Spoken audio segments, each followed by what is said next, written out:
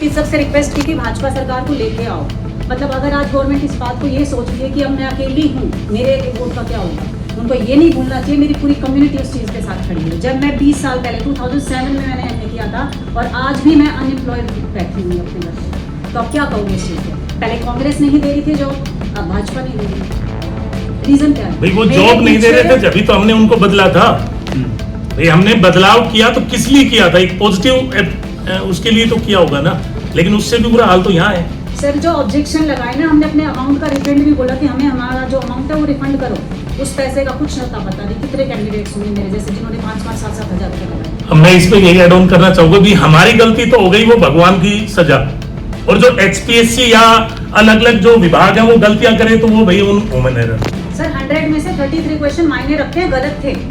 Chemistry में मैं बात करूं, केमिस्ट्री में 11 क्वेश्चन उन लोगों ने खुद रिमूव किए। वो पैसा जैसे मैडम ने बोला कि उन्होंने ये बोला कि यदि क्वेश्चन गलत है तो we will return your money, लेकिन उसका कोई अता पता कुछ नहीं। वो तो नौकरियां दे नहीं रहे हैं। अब बाहर के लोग लग रहे हैं, उनकी कौन गारंटी दे रहा है कि वो पैसे नहीं ले रहे? भाई यदि मान लो बाहर का व्यक्ति लग रहा है, मैं हरियाणा का हूं, मेरे से पैसा नहीं लिया, लेकिन मुझे नौकरी भी तो नहीं दी। बाहर का बंदा आके लगा है, आप क्या गारंटी दे रहे हो बिना पैसे के लगाए? फिर अभी बीच में ये जो बात आई है, खासतौर पर सुरेंद्र जी ने उठाई थी, अब जो कास्ट सर्टिफिकेट नवीनीकरण, एक not found suitable. Not found suitable का मतलब क्या होता है? जब इंटरव्यू होता है नोट फाउंड सुटेबल, तो इसका मतलब ये है कि वो पर्ची खर्ची कहीं ना कहीं डायरेक्ट नहीं तो इनडायरेक्ट चल रही है। ऐसा तो एंट्री का खेल चल रहा है सर। भाई पहले ये होता था कि भाई जहां तक मैं, क्योंकि मेरा ये 6 टाइम गवर्नमेंट सिलेक्शन है जी, तो पहले क्या होता था कि भाई आपकी जितनी वैकेंसीज थे उससे 3 गुना लोग बुला के इंटरव्यू करवाते थे। अब ऐसा कुछ नहीं है।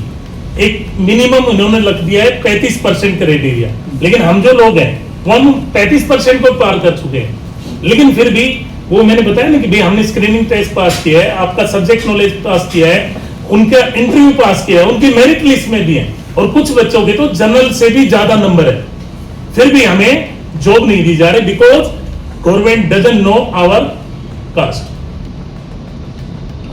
तो जो कुल्हाड़ी थी, जो लोहे वाला पार्ट, उसने पूछा अब भाई तू रो क्यों रहा है, तेरी तो नियत ही है कटना। फिर उसने कहा कि भाई मुझे दुख ये नहीं कि तू मुझे काट रहा है, मुझे दुख ये है कि मेरे ही वंश का एक हिस्सा तेरा साथ दे रहा है, और वही हमारे साथ किया जा रहा है।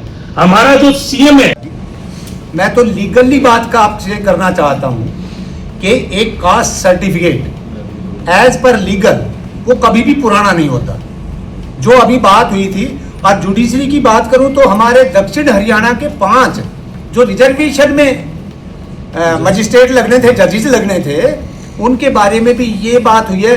तो आपका सहारा जो बार बार सुरेंद्र जी और विजय जी कह रहे हैं, वो इसलिए कि जजेस भी अपॉइंटमेंट के लिए आपके सामने इस तरह से कर रहे हैं।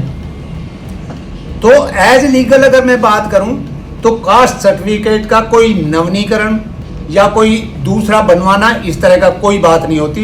ये जानबूझ के, और मैं तो खास तौर पे एक बात करना चाहूँगा, जिस गांव का, जिस देश का, जिस डिस्ट्रिक्ट का, जिस MP संसदीय कॉन्स्टिट्यूंसी का अगर कोई नुमाइंदा अपनी जगह ठीक से काम नहीं करता तो उस जनता के साथ, उन युवाओं के साथ इसी तरह का हाल होता है, और वो इसी तरह इकट्ठे आके सारा, अब आज हम उसी के नकारापन की वजह से यहाँ एकता मंच के लिए बड़े बड़े मंचों के सामने इस तरह की आवाज़ें उठाई गई, लेकिन हम भी पूरे युवाओं की तरफ से ये एक मंच इकट्ठा किया है कि हमारे जो युवा है, बहन हैं, बेटियां हैं, भाई हैं, बच्चे हैं, वो इस तरह से छोटी छोटी बातों में बेरोजगार ना हो। और ख़ास तौर पर इस मौजूदा सरकार को भी हम ये कहना चाहते हैं, जिस तरह से ये छोटी छोटी बात कास्ट की वजह से। और मैं आपको एक और बात बताऊं, सेंट्रल कोऑपरेटिव बैंक का मेरा पैनल भी, एडवोकेट हूं मैं, एक भी जो रेगुलर एम्प्लॉय नहीं, सारा काम ठेके पे किया हुआ है।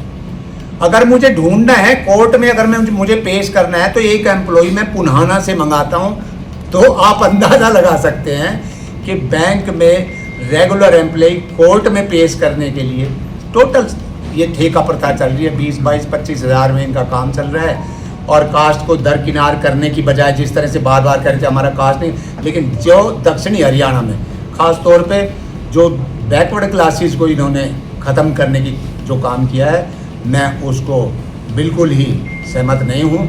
और ये बिल्कुल आपके माध्यम से हरियाणा की जनता जाग चुकी है, हरियाणा की जनता साथ है। और आने वाले दिनों में अगर ये कार्रवाइयाँ नहीं हुई और हमारे युवाओं के साथ जो भेदभाव हो रहा है उसको ख़त्म नहीं किया गया, तो आने वाले समय में युवा खुद खड़ा होके यहाँ एक बहुत बड़ा जन आंदोलन करेगा, जो आप देख पाएंगे।